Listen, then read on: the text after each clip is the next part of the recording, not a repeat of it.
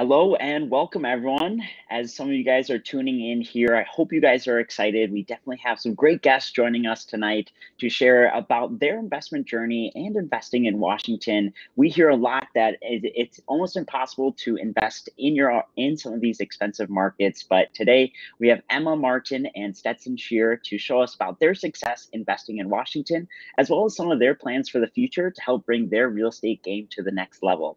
So Emma and Stetson, welcome and thank you so much for joining us. How are you guys doing today? Thanks, Justin. Doing really good. Excited for this live with you. Yeah, thanks, Justin. Awesome. Well, thank you for joining us. And as we get started here, I see we already have a little waved hand in the chat box. If anyone does have any questions for Emma or Stetson as we're going through our material today, feel free to post your questions in the chat. If we can't get to all of them on the live, Emma and Stetson will definitely be able to hop in the Facebook group and get your questions answered. But without further ado, Emma and Stetson, let's dive right in. And I'd love to learn kind of what got you guys started in real estate and kind of what you got excited about it. Yeah. So we we do real estate together today, but we both got started kind of in different paths. So I'll kind of talk first, and then I'll let Stetson tell a little bit about how he got involved in real estate and his journey, and then kind of how we brought that together. But my first real estate purchase was a condo in 2017 in Woodinville. I bought that as a primary residence. I was, I think the traditional story, like tired of paying rent, wanted to be paying myself and investing in my future, and just knew that buying a house was a good way to do that. My parents actually sold my childhood home that same year. And I really think that's what kind of catalysted me into just saying I had to do it.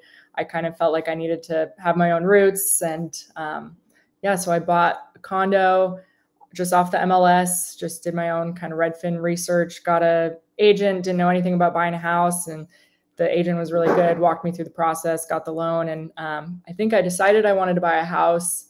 I was like, I'm going to do it. And then a week later I put in my offer and it got accepted. So it was like a whole week from like, I want to buy a house to actually the first offer I put in got accepted. So just super lucky there.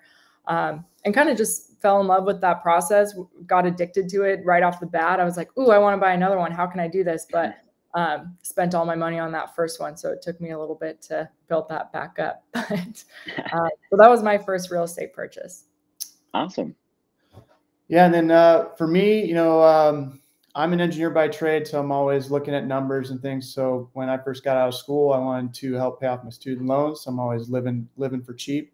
So I was kind of doing the house hacking for a while, kind of doing rental arbitrage accidentally with house hacking before I even knew what all these terms were. So yeah, kind of an absentee owner and all that. And then eventually when I made my first purchase, it was a foreclosure auction property. I just saw a duplex and there's just nothing on the market that we could get, and happened to meet a hard money lender at the right time. It just kind of all came together. And and that's actually where we're talking to you from today. Awesome. Well, great. It's always awesome to learn a little bit about each other's or many investors' kind of stories and what got them interested. So it sounds like you guys were a lot of hands-on experience getting into real estate there. So thank you for sharing a little bit about the start of your journey so far. But I'd like to take a step forward and keep kind of progressing and kind of what got you not only interested, but kind of the mindset to be able to kind of keep reaching and going towards your goal of acquiring that next property. I know, Stetson, you bought kind of a larger house after that and kind of used the house hacking strategy there. Did you guys want to touch on that a little bit? Yeah, so using the house hacking strategy. So we had done a rental arbitrage, I guess, previous to my first purchase. And so we had done that. Do you want me to go over that, or kind of more of the purchase of this? Yeah, you could just go over the purchase of this. Okay. So yeah, the hard money lenders able to do 10% down. So to leverage that asset, at essentially 10 to 1 ratio is a great way to go. So using that, just being able to put 10% down, and then going through and doing the renovations ourselves, we're just able to pay ourselves back from all that time that we were able to put in and improve, kind of do the value add strategy and try to improve that asset as much as possible, and then eventually do the cash out refinance and stabilize the asset, and then ideally it's cash flowing. And so right now we're living in one side, so we're kind of eating that cash flow ourselves, but essentially that was kind of the idea, and we were able to execute. Yeah, I think a big thing for buying this duplex was we bought it March 6th of 2020. So that was like a week before the COVID shutdown. Yeah. And so it was a little bit scary, and Stetson, took on a lot of risk by buying his first house at a foreclosure auction. But I think he just has a really high risk tolerance. And I was kind of really, really scared and not sure what was going to happen. And ended up kind of being a blessing to get this property right when COVID happened, because it gave us something to do. We were able to, everyone was stuck at home, and we would work from home, and then we would drive over to the duplex and just do work on it, in the evenings. And so we spent pretty much every single evening and every single weekend over here working, because there was really nothing else going on. Waited in a lot of long lines at Home Depot, and just trying to piece together a lot of these things. And I think just going through that experience really opened our eyes to we could do this. We could do these renovations. Like, if we don't know how, YouTube is a great resource. Yeah. So we learned a lot on YouTube. And just going through that process, I think really opened our eyes to, okay, like, we can do this. Like, let's do this again. How can we do this again? And, like Stetson had mentioned, there's that cash out refinance method. So we essentially bought this property under market value, did the repairs ourselves, saved a lot of money that way. And then once our loan had seasoned in 6 months, we were able to do a refinance where we did, pulled cash out of the property. So essentially pulled out our initial investment, that 10% down payment, and then some, because we were able to add value by, Awesome. fixing up this duplex. And then we had this pool of money where we're like, okay, well, let's just keep recycling this. Let's find the next property. And I actually was able to pull cash out of my condo at the same time, because I had bought that in 2017. So then, 5 years had elapsed, or I guess 4 years at that time, and was able to cash out refinance my condo just from appreciation over the last few years of owning it, which was amazing. And then again, like I said, we recycled that money into the next property, which was another foreclosure auction. Yeah. And that's kind of, I guess, what brought our real estate journeys together was, Stetson being able to successfully purchase this under market value. So we're like, okay, there are deals in Washington. We could find deals. You just got to be a little bit scrappy and maybe be able to take on a little bit more risk, but the reward is there. So let's try this again. I pulled cash out, and we found the next foreclosure auction property. We put our money into it and did the same thing. And we were really successful with that one. Awesome. Yeah. I mean, I hear a lot that people are utilizing that foreclosure auction just because the price points can be tough, especially in Washington and many other markets around the US. Now, if you could touch on a little bit about your experience with that, I think that would be very beneficial to some of the other listeners from some of these expensive markets. So would you recommend it to others? Kind of how did it all work? Yeah. So definitely, like I said, it is a risk tolerance thing. So just make sure that you're comfortable with taking on a property where, title's not going to be clear. You're going to have to do those things after the fact. So, we had to go through and learn the process of liens and how do we clear these liens, and, how can we potentially use some of the excess funds from purchasing the property to pay off those liens. So there's a lot of research involved. We're happy to talk to anybody about foreclosure auction in Washington state. I know it kind of varies from state to state, and then there's no inspection process. There's technically no walkthrough on these, and so you need to be able to look at photos or do from a drive-by, analyze what are the risks of these property. I think in most cases we've been able to at least walk the property or around the perimeter of the house. Yeah. But I'm an engineer by trade, so I can look at a concrete foundation and tell you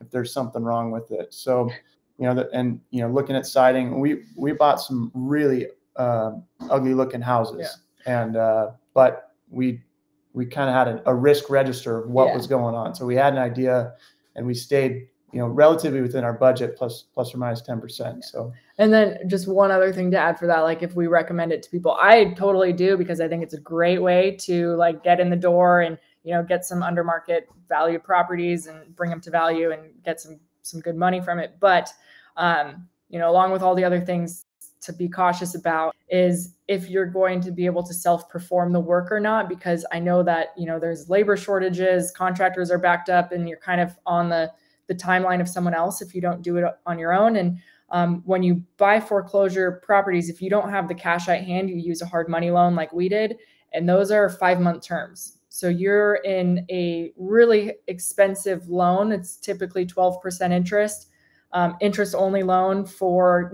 5 months. And if you don't either refinance out of it in 5 months or sell the property in 5 months, there's some pretty big penalties. So they're coming for you. Make sure your timeline is right. You got your budgets locked. You have an idea of what the property needs. Like we have gotten into some of these properties where, the foundation was sinking, 3 inches in one side, roof leaking, decks rotted, what else? Like this place was just full of trash and just, you name it. Yeah. Yeah. We've seen a lot. Yeah. Awesome. And do you guys like to target like the smaller multifamily, or are you just kind of open to what's available and what'll make you some money? Yeah. Yeah. So, really just looking at something that ideally we can BRRRR or, exceed that BRRRR, that cash, it's almost like that infinite cash on cash return BRRRR calculation. So we've been able to do that. We're on our third one, and our last two, we've got, even exceeded that initial cash investment. So, we kind of have the proof of concept now, so we know what we're looking for. And but in terms of multifamily or what, anything that we think could make us money or that we know how to fix up and have a good strategy for. So we do have the duplex. That's kind of our only multifamily right now, where we live in one side and rent out the other. So still pretty much house hacking that. We have 2 single families and a condo, and that's it. Yep. Yeah. And the most recent single family that we got, because we've been posting our stuff on, our personal Facebooks and Instagrams, a family member reached out to me, or actually not technically blood related, but family friend. And they had a family member pass away, and they said, hey, we have this house, essentially a classic hoarder house. And they're like, hey, would you want to buy this? We're going to give it back to the bank. And I was like, we'll buy it. Yeah. So that's our current project right now, and we're going to attempt to turn that into a short-term rental. Yeah, another new endeavor we're trying. Yeah. Awesome. Well, to kind of take a step back, Stetson, I really love how you mentioned that you're an engineer by trade and that's your job. So being able to utilize that knowledge to kind of take a quick look at some of these properties, especially on auction. I know they're either you can or cannot go view them all throughout. So I was just wondering, between both of you, I know you both have full-time jobs, but how have you guys been able to kind of work together as a team to be able to kind of streamline some of the processes, investing and going through some of this rehab work on your new properties? Yeah, so I think that's probably an area where we can improve. I think we, Jennifer has talked about, kind of creating your lanes, and you stay in your lanes, defining roles. Yeah. And I think we could definitely improve on that, because right now we just kind of, we're always just looking for deals, because we'll buy anything we think we can make money on. And we really have to BRRRR, because we don't make a ton of money with our day jobs. So we really have to recycle that initial investment so that we can start to scale. And so, yeah, like right now, we're probably a little inefficient there, but we kind of pay for it with time. Yeah. And so we're we've gotten good at analyzing deals. We know what a good deal looks like, and then kind of the end goal when we're going into a deal is not to flip. We don't want to be flippers, because we're self-performing the work. We want to have cash flow, and we want to have zero money in the deal. Yeah. And so that's really what we have to have. And so, we're just always looking at, hey, could we do this? Could we make this work? And it has to, ideally, we're leveraging what assets and network that we have already. Yeah. I don't think, know. yeah, but in terms of like how we work together and stuff, we both kind of just take on what's needed at the moment.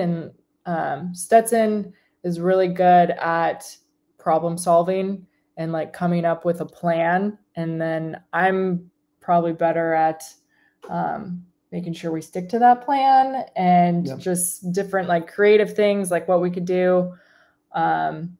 I'm a lot better at keeping track of like our expenses and making sure things are documented, like bookkeeping type things. Cause right now we kind of do everything ourselves. Like we do all of our own, you know, management of properties, you know, finances, the finding deals, analyzing deals, doing the work, acquiring the properties. Like, so we kind of do it all. And I think that we just, I guess, lean on each other to do it together. But there's definitely like I have some stronger suits and Stetson has stronger suits, and so they just kind of naturally play out, I guess. Yeah. Emma's way better at the property management side. I like when she deals with plants. Yeah, and Stetson's that's awesome. Handyman call. So like I don't go and do handyman calls. Stetson does. Yeah, I gotta call the handyman. Yeah, we were on vacation actually, and and this is another reason why we should probably start delegating, because we're on vacation and we're getting calls from tenants. But one of our tenants has a Tesla that they just plug into the garage. We don't have like a Tesla charger for them, and they ended up blowing that outlet. So we're getting a call on vacation and we're trying to troubleshoot and like, okay, well, like we won't be home for a week, but we could send you an extension cord for now. And Amazon you an extension cord, and we'll get to that when we get back. Yeah, we got back from vacation and Stetson just had to go there, you know, the next day and fix the outlet. But problem solving would be nice if we had somebody to call, I guess. Yeah, I mean, is that in your guys' future plans as you keep growing to be able to kind of let some of that responsibility fall on others so you guys can focus your time on kind of the most important things to your portfolio?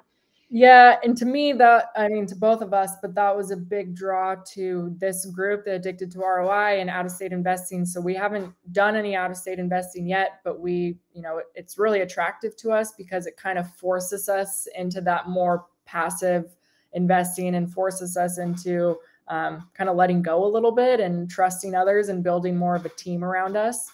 So I think, for sure we want to keep rinsing and repeating what we're doing. And, if we could find deals in Washington and invest here, love to do that too. But then it's a little bit harder to separate yourself from it, because it's like, oh yeah, well, I'll just drive over there, or, I could just manage it.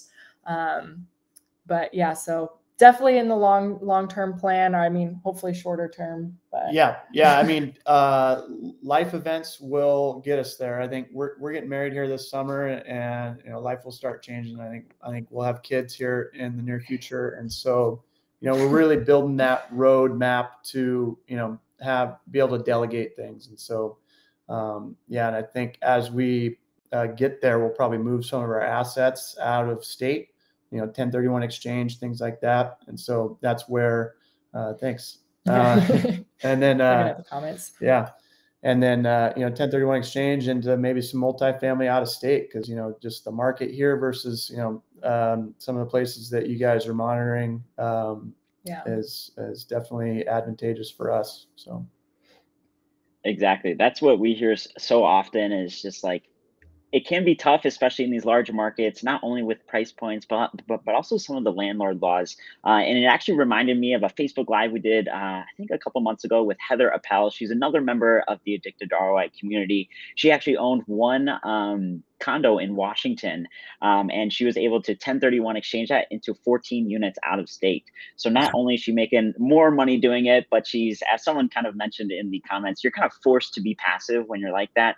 So I think I can't wait to see what you guys are able to accomplish for the future as you kind of endeavor out of state. And I believe using a lot of our investor savvy agents in these markets, as well as their teams that they can provide for you, will definitely be able to help streamline your success and stretch your dollar to create even higher returns for both of you guys. So we can't wait to see what you guys kind of do throughout 2022 and beyond here. But for each and every person that comes on these Facebook Lives, I love to understand a little bit more about you guys and kind of what is your why? Why did you guys get into real estate investing, and what do you hope to get from it? Yeah, so I don't know if this is like a classic answer, but I feel like a lot of people have this answer. Ideally, I'd love to, you know, quit the day job, be able to do this full time and do it a little bit more passively so that we have freedom to raise a family. And both of us, our families live out of state. Like I have family in Europe, Stetson has family in Alaska, and we'd love to be able to just go visit and spend time with family and travel with our kids. So, I mean, for sure, a big why we're doing it is so that we could create that stream of income where we don't have to work for others and we could kind of work for ourselves. And yeah, I mean, that's my answer. Yeah. And then, yeah, I mean, with real estate, it just, for me personally, I want to provide for my family. And so, for kids, want to be there for all those life experiences and things like that. But, I think another thing, you look at the successful real estate investors and, they're not just sitting on the beach, they might go, on these vacations for a month or so, but, they're working. And I know that I can't just sit on a beach. So I want to find something that I can, leverage my skills, but not have to be on site. Like I work in kind of the construction industry right now and really tied to being on site. And so, being a real estate investor allows me to, work remote and stay engaged and monitor your assets and just stay in the game. Yeah. So, have a team that you work with. And I like real estate a lot too, because it's such a tangible thing. Like I know people can make money investing in a lot of other things, but everyone's always going to need a roof over their head. Like no matter what, you can't live in Bitcoin. You can't, everyone needs a home. And it's something that I'm passionate about. We're both passionate about. And it's, we have good relationships with our tenants. I know if we become more passive, it won't be like that, but we could have good relationships with our team, property managers and different team members in place. And I just think, I just really resonate with a lot of real estate investors and people in this community. Just a lot of great people in this industry. So, yeah. I love that. And you guys actually joined us on our Phoenix, Arizona investor trip, right? Yeah, that was right after we joined. We joined in January and went on that trip in, what was that, February? I don't know, time is so weird. February. Yeah, awesome. And the whole highlight of that trip was short-term rentals. And I know you kind of touched on it a little bit earlier, but I'd love to figure out and learn kind of what you guys are working on now and some of your plans for 2022. Yeah. So I think, speaking of short-term rentals, that's a game a lot of people want to get into, including us. And I think that the reward is there. We talked a little bit about getting married here in July, which is coming up really, really fast. But the duplex that we're living in, we have one side rented out to long-term tenants, the side we're living in. We're actually, one of our short-term goals is to get that up and running. This side of the duplex up and running as an Airbnb before our wedding, because we're going to be gone for 2.5 weeks in July. So we might as well be making money from this while we're gone, right? Instead of just having sitting. So that's a big push for us right now, is just getting this kind of set up as an Airbnb and get it listed. And we'll probably have it listed on weekends just because we'll be working on other projects. So we're never home on the weekends anyway. So that I think we'll be a good tester in the waters for Airbnb. We'll self-manage it. We'll probably do a lot of the cleaning, but find a good cleaner for when we're gone.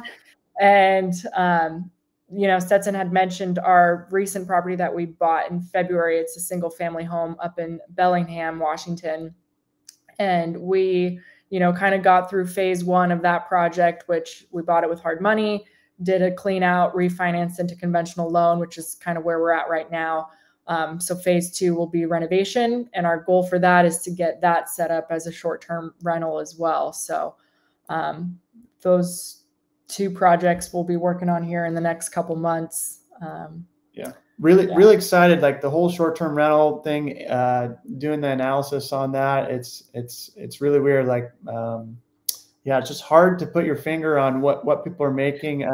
When I talk to other investors in this group, it seems like it just does really well. And I just run the numbers. I don't know. It just seems like you could hit a home run or it could be a dud. So it's just like, I'm really curious, because we're kind of in these one-off markets. We're not in like Scottsdale, Arizona. We're in Bellingham, Washington. So it's like, who's going to go there in November? But big shout out to Emily and Jeff from this group that we met in Phoenix. They live in Bellingham, and their house is actually like 5 minutes down the road from the property we're working on now.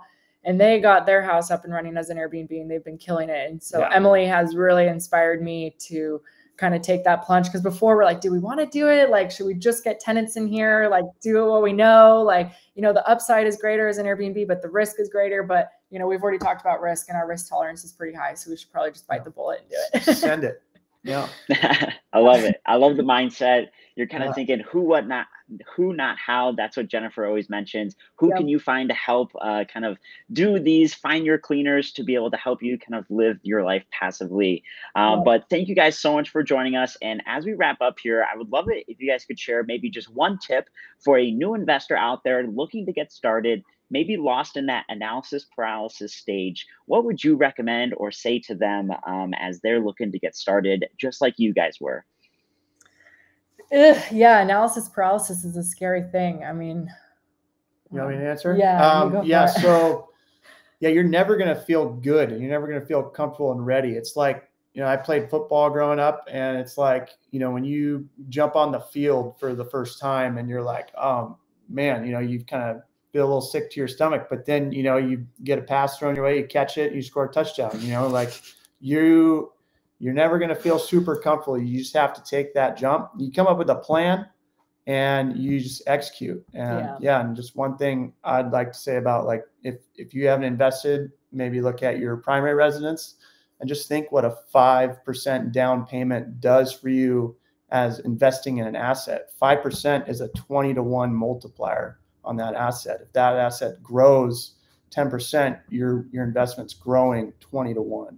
And so it's a super powerful investing tool just as a primary residence. Yeah. And I think there's a lot of different strategies out there, like rental arbitrage is another one. If people haven't heard of that and they're like hesitant for buying, or maybe they don't have the means to at this point, but they still want to get in the game and start earning money, like look into rental arbitrage as maybe a way. House hacking is another way. We kind of, you know, did that as well.